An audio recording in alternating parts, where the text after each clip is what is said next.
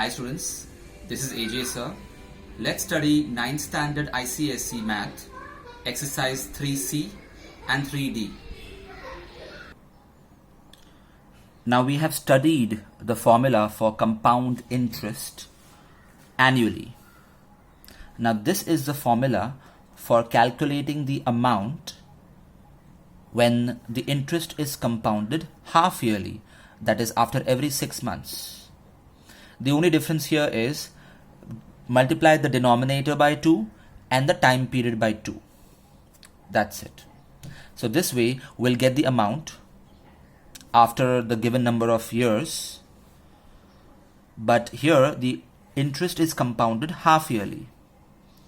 So definitely the value of amount will be greater than what it would have been had the interest been compounded yearly, because here the interest is getting added after every 6 months, and in compound interest we get interest on interest after regular intervals of time. This is the formula if the compound interest is calculated on a quarterly basis, but this is not in syllabus. But practically today in banks they use such a formula because interest is calculated quarterly. However, it is not in syllabus as of now. We should also mark this table and learn these formulae because there will be numericals based on this. First of all, if it is mentioned compounded yearly, then how to solve sums for different number of years given. If it is just 1 year or 2 year, we have done such sums. It's a straightforward formula. But the question arises, what if the number of years is like this, 1.5 years? In that case, we'll have two brackets for 1 year and for half year. Or if it's 2.5 years, we'll have two brackets for 2 years and for half year. For 1 year or 2 year, the formula is as usual. But for that additional half a year, there is a slight change. You'll have to multiply the denominator by 2 because for half a year the rate will also be halved, and the time period will be half into 2, that is 1 actually, here as well as here.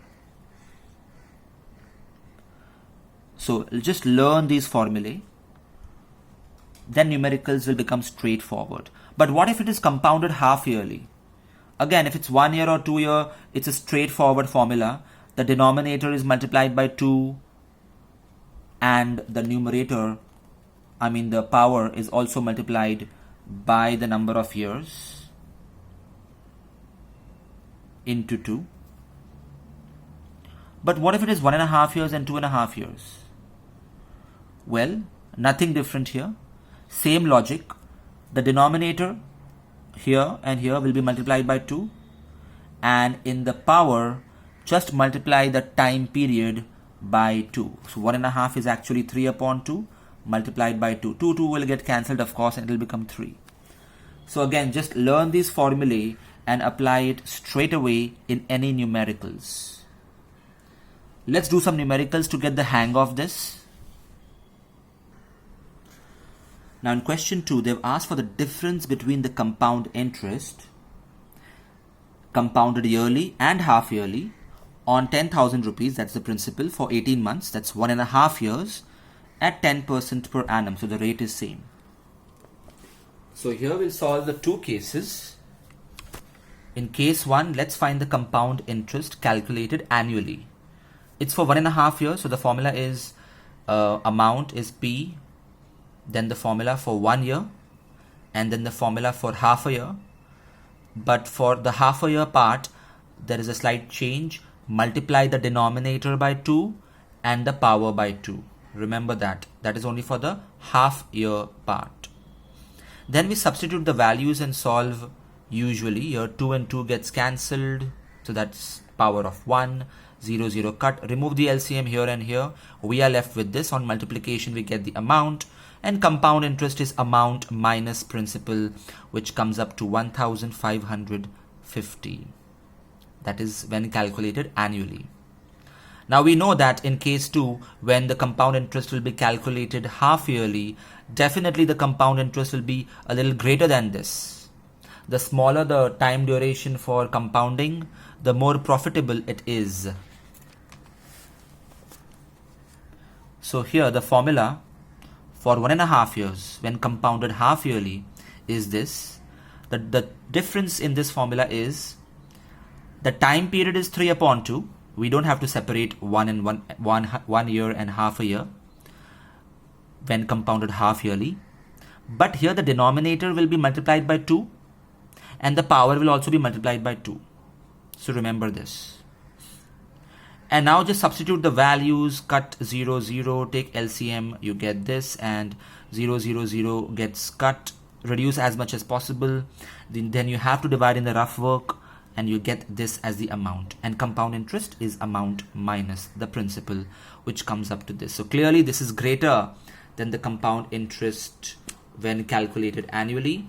And the difference is rupees 26 and 25 paise.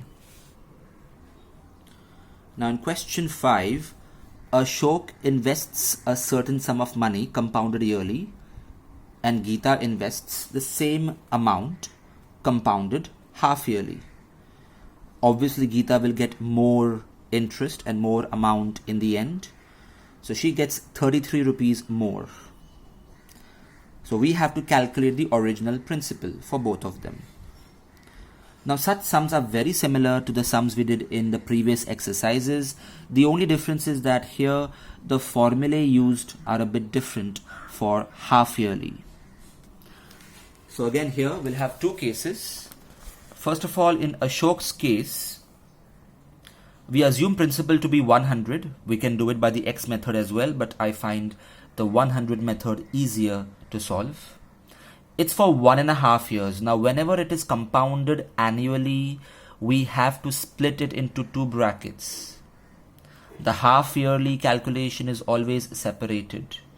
The formula is the same, but the calculation for that half a year is a little different because the denominator is multiplied by 2 and the time period is also multiplied by 2. The splitting of brackets is only in the case when the interest is compounded annually. We substitute the values and solve. We get the assumed amount as 132 rupees. Now for Geeta, let's calculate with the same principal 100, the assumed value. Now whenever interest is compounded half yearly, in the formula we have only one pair of brackets, and the difference in the formula is simply that the denominator is multiplied by 2 and the entire time period for 18 months, that's 3/2 years, is always multiplied by 2. So 2 and 2 gets cancelled, take the LCM, substitute the values and calculate the assumed amount. And we know that this amount had to be more than when calculated annually. The difference here is 1 rupee and 10 paise. We should put the 0 because for amounts it's better to read it as 10 paise rather than just 0.1. So we use unitary method. When the assumed principal was rupees 100, the assumed difference in the amounts came up to 1.10.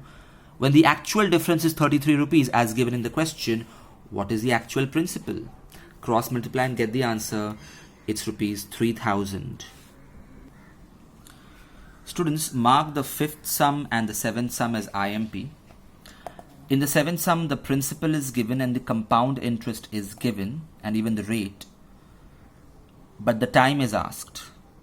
Now, we've done such a sum before, but this time it is compounded half yearly. So we have to be careful about the formula used. So here,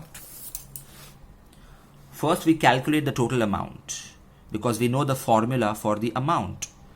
If it is compounded half yearly, we have just one brackets, and in half yearly formula, the denominator is always multiplied by 2 and the number of years, which will be a fraction in this case, will be multiplied by 2 as well, always. We substitute the values. We cut 0, then take LCM in the brackets and we shift 1500 in the denominator. We reach this step. N's value is unknown, that's what we have to find out. we remove the decimals and we reduce it. So you'll have to practice the division part to reach this step. Now we knew that in such sums, the LHS is always a perfect square or a perfect cube. So we can compare the LHS and RHS since the bases are same, the exponents are also same.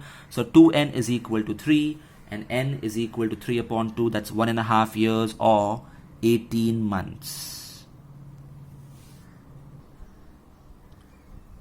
Now in the 8th sum, they've asked us to calculate the compound interest. It's for 3 years and it's calculated half yearly. They have given some data. Out of this, only one will be useful. So it'll be quite tricky for us to discover which of these values will be useful in our calculations. Since it's calculated, the compound interest is calculated half yearly, we have only one bracket in the formula. And in the formula, the denominator is multiplied by 2 and the time period is multiplied by 2. After substitution, I reach this. I'm not going to cut this. Rather, I'm going to take the LCM and divide it to get a decimal value. I got 1.03 raised to 6 because in the question they had given the values of such decimal places. So which value is useful? This one, 1.03 raised to 6. So this is the value useful for our sum. So we substitute this value here. We have to multiply it. Do not just copy. Do it in the rough work. It's time consuming, but you need the practice. And the compound interest will be this amount calculated minus the original principal. So the final answer is 679.18. Students, the 10th sum is cancelled because it is very easy and same as the 9th sum. So I'm going to reduce your homework this way. And the remaining sums of this exercise will be for homework.